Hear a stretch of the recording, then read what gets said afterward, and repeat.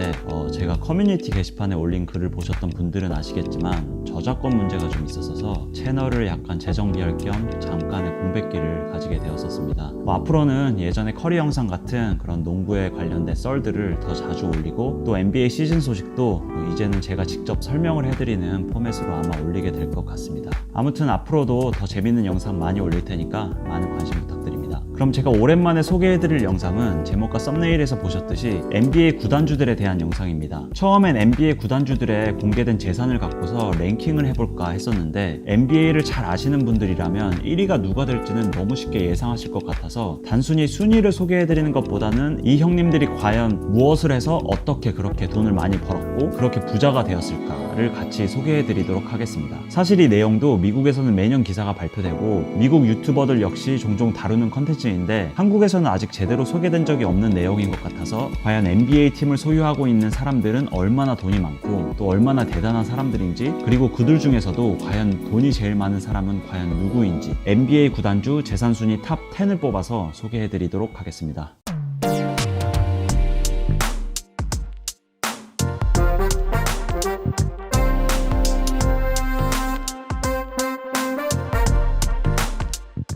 일단 10위에 오른 구단주는 요즘 정말 최고의 상승 가도를 달리고 있는 유럽의 유망주인 루카 돈치치가 소속되어 있는 달라스 매버릭스의 구단주 마크 큐번입니다. 올해로 61세인 마크 큐번은 1982년도에 달라스에 이사를 와서 처음에는 바에서 바텐더로 일을 하다가 그 후에는 비즈니스 소프트웨어를 판매하는 세일즈맨으로 일을 하였다고 합니다. 하지만 회사에서 잘리게 되고 회사에서 상대했던 본인의 클라이언트들의 도움을 받아서 마이크로 솔루션이라는 회사를 설립하게 되었고 1990년도에 그 회사를 60억에 매각하면서 나름의 돈벼락을 맞게 됩니다. 그렇게 나름의 갑부가 된 마크 큐번은 그 후에 여러 스타트업 회사들에 투자를 하면서 자산을 늘리게 되고 1995년도에 비디오 포털 브로드캐스트닷컴이라는 회사를 공동 창업하였다가 4년 후에 그 회사를 야후에 57억 달러 하나로는 약 6조 원 정도의 매각을 하면서 본격적으로 돈방석에 앉게 되었으며 2000년도에 이르러서는 드디어 이제 달라스 매버릭스를 매입하면서 NBA 팀의 구단주가 되었습니다. 그럼 마크 큐번의 올해 공개된 총 자산은 41억 불, 하나로 치면은 4조 원이 훌쩍 넘는 정도로 추정되며 이 형님은 현재 달라스 매버릭스 구단주 외에 2929 엔터테인먼트와 브론델이라는 회사의 공동 소유주로 있으며 AXS TV라는 케이블 방송사의 창업주이기도 합니다. 9위에 오른 형님은 동부의 강자로 자리를 매김하고 있는 필라델피아 76서스의 구단주인 조슈아 해리스입니다. 이 형님의 총 자산은 43억 달러 정도로 추정되며 하나로는 4조 3천억이 넘을 것으로 보이고 이 형님의 이력을 간단히 보자면 1980년대에 투자은행에서 본인의 커리어를 시작하였고 1990년도에 두 명의 파트너들과 함께 아폴로라는 사모펀드를 창업하면서 본격적으로 이제 돈을 벌기 시작했다고 알려져 있습니다. 조슈아 형님은 아폴로라는 사모펀드를 운영하면서 현재 프리미어리그 축구팀인 크리스탈 팔라스라는 팀의 지분도 갖고 계시고 미국 아이스하키 팀인 뉴저지 데빌스의 구단주로도 활동을 하고 계십니다.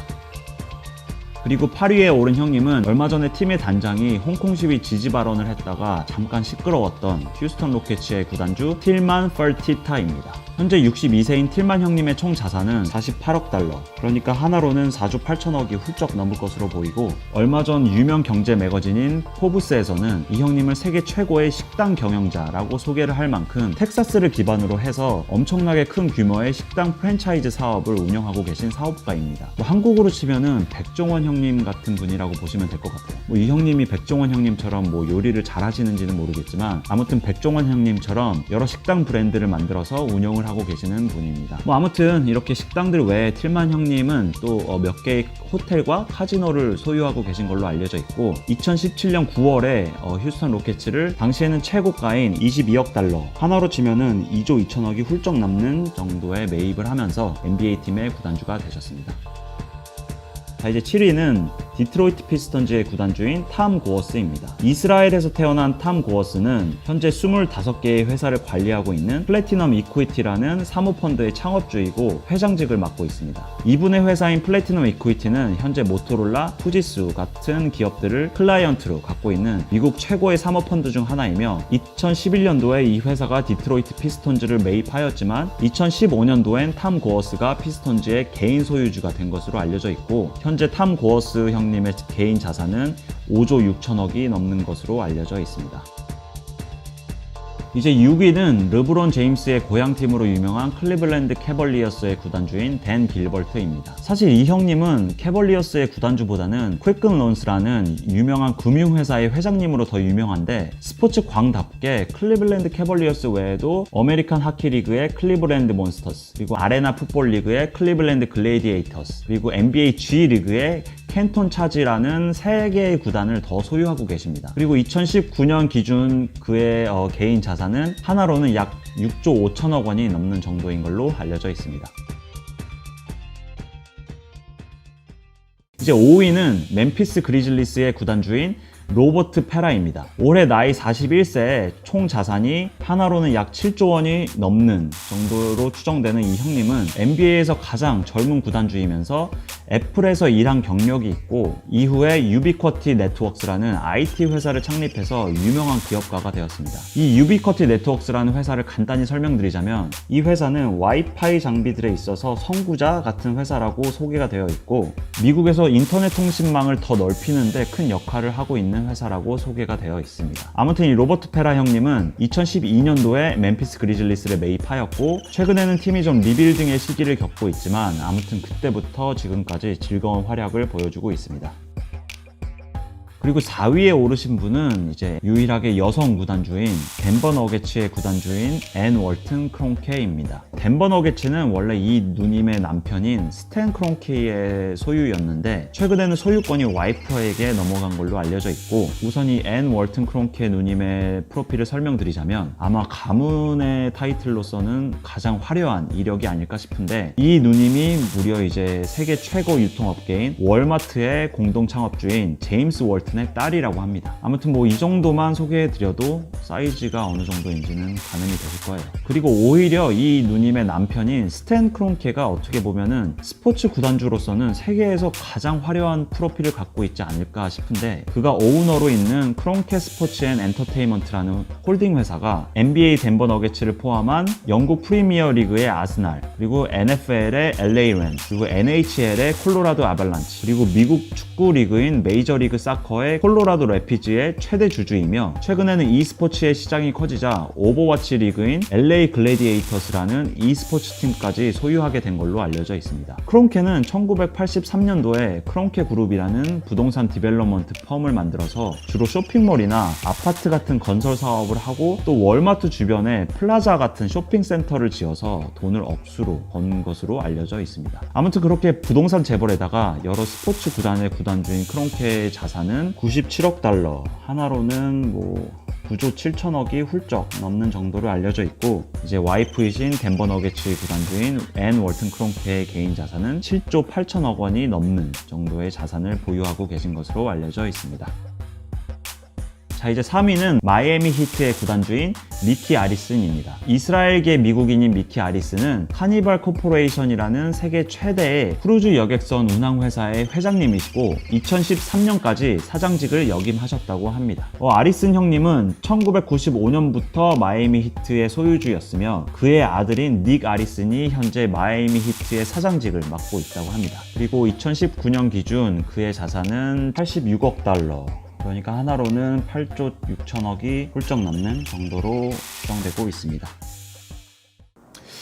뭐 이제 다음으로 2위는 이번 여름 프리에이전시를 통해서 케빈 두란트와 카이리 얼빙을 얻게 된 브루클린 네츠의 새로운 구단주 조 싸이입니다. 대만계 캐나다인인 조 싸이는 뭐 다들 아시는 중국의 유명 이커머스 회사인 알리바바의 공동 창업주이고, 이분의 개인 자산은 11억 달러 정도의 자산을 보유하신 것으로 알려져 있고, 세계 부호들 중에서는 147위에 랭크되어 있다고 합니다. 조 싸이는 브루클린 네츠의 전 구단주이자 러시아 부호로 유명한 미카일 프로호로프가 소유하고 있던 팀의 지분 51%를 하나로 약 3조 5천억에 모두 사들이면서 팀의 공식적인 최대 주주이자 구단주가 되었습니다. 그리고 조 싸이가 브루클린 네츠를 소유하기 위해서 지불한 금액은 모든 스포츠를 통틀어서 역사상 최고 금액이라고 하고, 최근에 NBA에서 팔렸던 팀이 휴스턴 로켓츠와 LA 클리퍼스가 있는데 당시에 각각 2.2조 원 그리고 2조 원 정도에 팔리면서 그때마다 기록을 세웠다고 하는데, 이번에 브루클린 네츠가 3조 원이 넘는 가격에 팔리면서 아마 이제 새로운 기록을 세우게 된 거죠.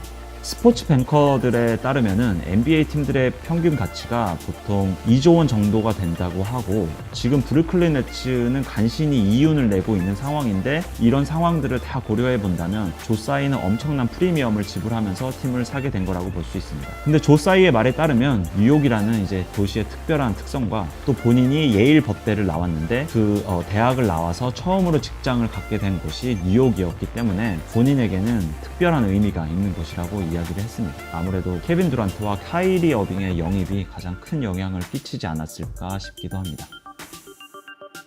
자, 이제 1위는 뭐 다들 예상하셨듯이 이번에 카와이 레너드와 폴 조지의 영입을 성공하면서 단박에 우승 후보로 떠오른 LA 클리퍼스의 구단주 스티브 발머입니다.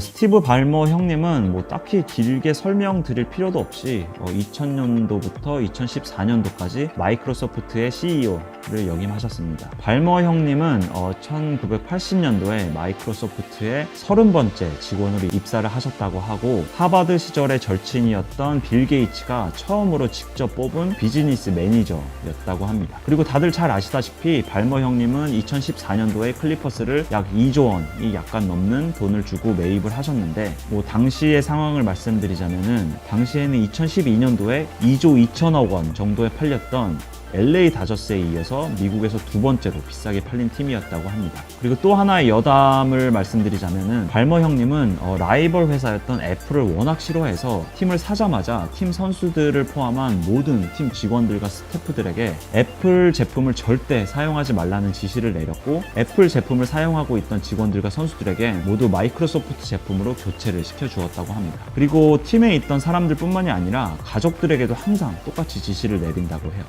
이 형님의 자산은 2019년 4월 기준으로 봤을 때 570억 달러 정도니까 하나로는 57조 원, 58조 원이 훌쩍 넘는 것으로 보시면 될 것 같고요. 2018년도에 포브스에서 했던 발표에 따르면 세계 스포츠 구단주 자산 순위에서는 2위에 오르셨고, 세계 부호 순위에서는 19위에 오르셨습니다.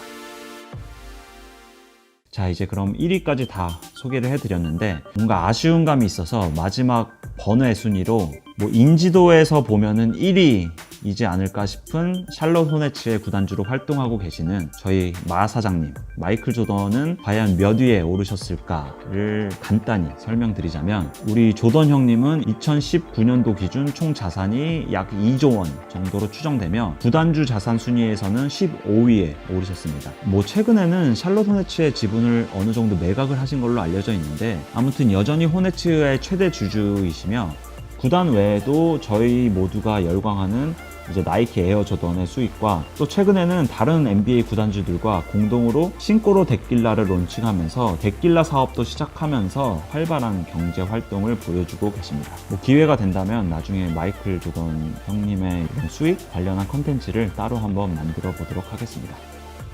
네, 뭐 아무튼 지금까지 정말 딴 세상에서 살고 있는 듯한 NBA 소유주들에 대한 이력을 살펴보았는데요. 마무리를 하면서 제 개인적인 생각을 잠깐만 말씀드리자면은, 저는 항상 농구를 포함한 미국의 스포츠가 이렇게 발전하고 또 세계적인 사랑을 받을 수 있는 거는 이런 구단주들의 전폭적인 지지가 가장 큰 이유 중에 하나라고 생각을 합니다. 저희 같은 팬의 입장에서는 솔직히 선수들만 보이지만 현역 선수들은 구단주와 경영진이 팀 성적에 얼마나 중요한지를 매번 강조를 합니다. 그렇듯이 제 생각에 저희 나라 역시 프로스포츠가 잘 되려면 팀이 단순히 기업을 홍보하는 목적을 갖고 창업이 되면서 운영이 되는 게 아니라 팀 자체를 브랜드화 시키기 위해서 운영되는 방향으로 가야지만이 프로리그가 좀 더 발전하고 더 다양한 볼거리와 재밌는 스토리를 만들 수 있지 않을까 하는 소견을 갖고 있습니다. 그리고 그러기 위해서는 솔직히 기업이 됐든 구단주가 됐든 팀의 물주가 제일 먼저 나서야 되는 일이라고 생각을 합니다. 네, 아무튼 NBA 구단주들에 대한 소개 영상을 봐주셔서 감사드리고 좋아요와 구독도 부탁드리면서 앞으로 꾸준히 재밌는 영상으로 찾아뵙겠습니다. 네, 봐주셔서 감사합니다. Now you're an owner of the NBA team, obviously. Do you still dream of getting a seventh ring someday with the Charlotte Hornets? That's one of the reasons I'm still connected to the game. I want to win another championship as an owner. I know that's a lot harder because I have very little influence in terms of me playing. You know, so I got to live vicariously through the players that I select, and it's a part of my team and the coaching